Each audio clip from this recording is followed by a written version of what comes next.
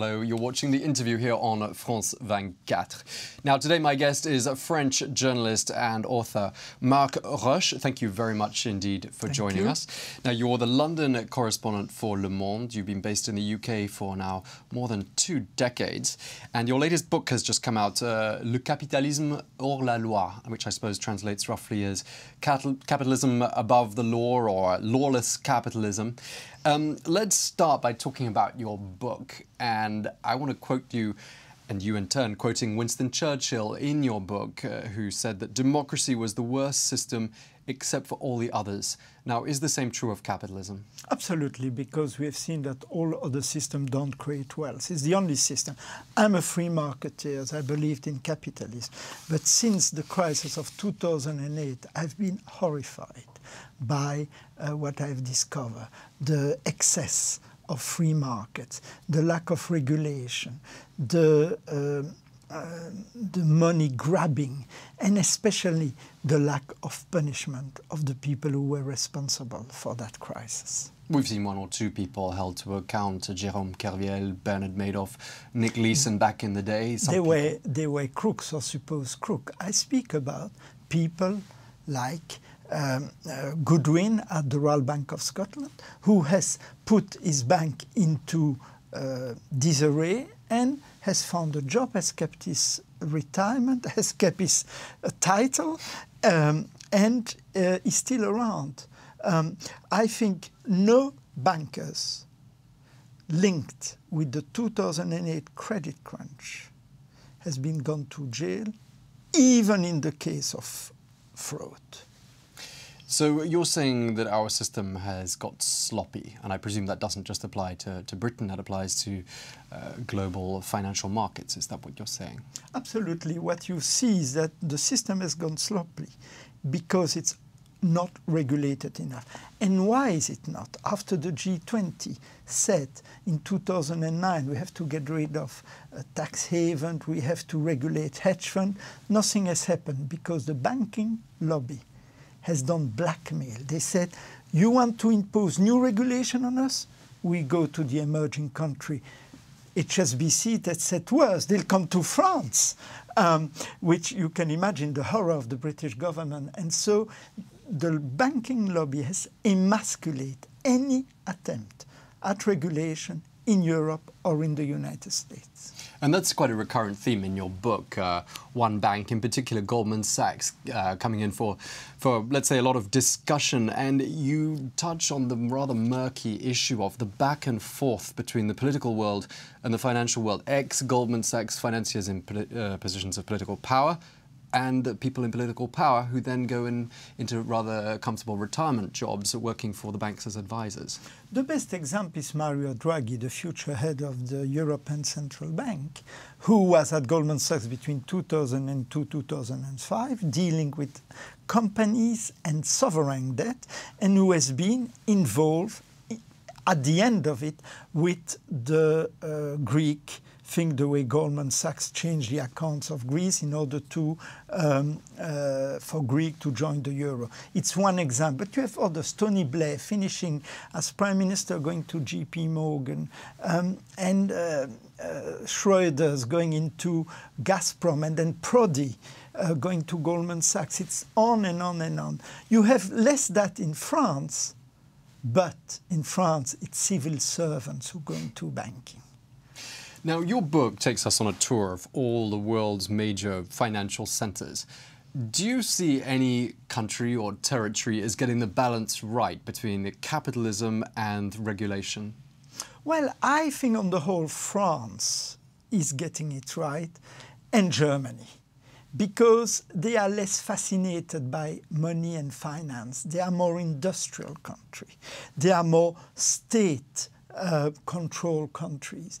And this seems that to get their act together better, and I put there the Scandinavian country too, than the US or the UK, which are completely deregulated financially, have played capitalism at its worst, and have put us into trouble where we are now. Let's not forget Lehman Brothers was an American bank, and Royal Bank of Scotland is a British bank, and they both went bankrupt, basically. There are so many complicated terms out there, so many instruments in financial markets, credit default swaps, futures markets, all these things that for the average man on the street, they're very difficult to understand. Even for people inside the industry, they're difficult to understand unless it, of course, is your particular area of expertise. So going back to the previous point of having these politicians coming in and out of the banking sector, don't we need people who actually understand what's going on in financial services actually to be in the position of then making the rules? Well, what you need more, it's regulators who do their job. They have to understand the rule. Well, in the year 2000, the regulator didn't know what was going on in the banks. They didn't know anything about these crazy products. And because their best people went into banking. Why would you earn less money being a regulator when you can become a millionaire being into trading? So the regulator was very inept there. It's very important that we have strong regulators, and I think we are very far presently to arrive there. This is the weakest point of the recovery, is the regulation is not up to date. And ironically, the people who understand these instruments the least, the people who are furthest from it all, are the people, the ordinary people who are doing ordinary jobs, useful jobs, doctors, nurses, and they are the ones who are going to ultimately pay the price. They will pay the price on two ways. First, their pensions, which in Anglo-Saxon countries very often in stock and shares, will diminish. And also because the victim of all this economic turmoil, and also because they are the one who suffer from the draconian budgetary reduction imposed by the help of government to the banking sector. And I think there's a link between the cuts and what you have seen, the riots in England in this summer. People are really upset because the bankers haven't learned anything, back to the bonus, back to the good old days for them. And you talk about them like they're a sect. Do you actually think bankers are immoral people? I think commercial bankers are absolutely like nurses and lawyers and all these people. You need them, and policemen, because they are essential for the economy to do loans and to help small companies. What you don't need is the trading. So you need a bit of trading because it's helping, it's giving some fluidity to the raw material, exchanges and all that. But you need to regulate that. Otherwise, because that's the systemic risk, all this speculation is putting into risk in the universal banks. These huge banks who do everything is putting into risk the retail, and the retail has government protection. So it's very essential that we separate the banks. The Vickers report in the UK is a first step, and it's very welcoming. Now, in your book, you ask the question, is another crash possible? Now, without giving too much away about what's in your book, because of course we want people to buy it, where do you see things heading? Do you see a collapse in the Eurozone? Do you see meltdown? Do you see anarchy like we've seen on the streets of London that you were just talking about? I think we are going for a rough ride. Fortunately, like in 2008, you have a big international coordination. The fact that Tim Geithner, the Treasury Secretary of the US, will attend a Ministry of Finance meeting in Poland is a good sign. And more than anything, fortunately, you have France and Germany who have played a big role in stabilizing the market. But the long-term problem, which is a problem of regulation, hasn't been addressed. And another problem, a rather unusual one, raised by Christine Lagarde, and one that you touch on in your book again. There are too many men out there. Does the arrival of Christine Lagarde as head of the IMF, does that really herald a new beginning for regulation and control?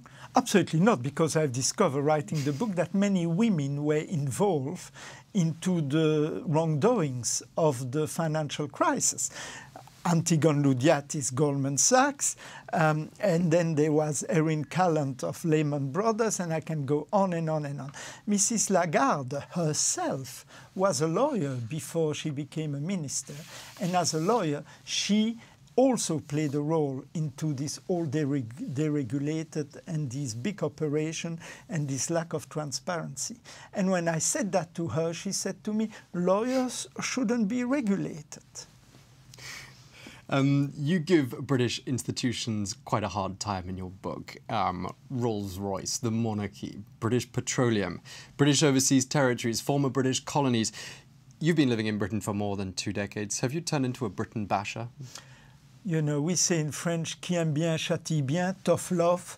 I'm not at all a British basher, but I think as an observer, I can see maybe more than my British colleague what's wrong with Britain. And recently, I've been absolutely horrified to see how Rupert Murdoch has undermined democracy in Britain.